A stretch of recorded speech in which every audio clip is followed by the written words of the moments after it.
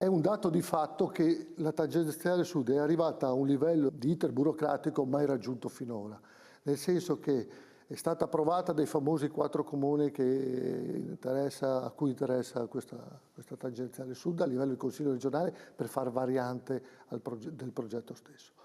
Dopodiché è andata alla valutazione di incidenza ambientale alla via nazionale, che è lì ovviamente, e lì si è arenata, da mesi e però mesi. per dire la verità finalmente si riesce hanno dato una serie di diciamo così, prescrizioni. Quando si va a quei livelli lì chiaramente è un'opera, si parla di, allora, sono stati accantonati 156 milioni di euro, ce ne vorranno 250 perché probabilmente coi tempi, perché sono 45 anni che se ne parla.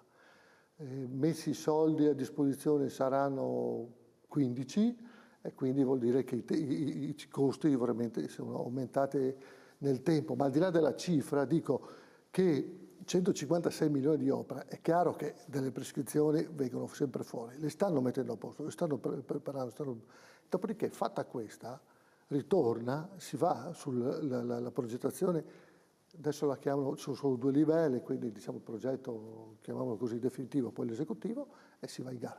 È chiaro che questo iter non è che si fa in 15 giorni. Ipotizzando una tempistica, perché Secondo almeno me, questa valutazione di impatto ambientale possa sbloccarsi. Entro l'estate del prossimo anno si riesce a avere tutto in mano per poter fare le progettazioni vere e proprie, sarebbe già un grande risultato.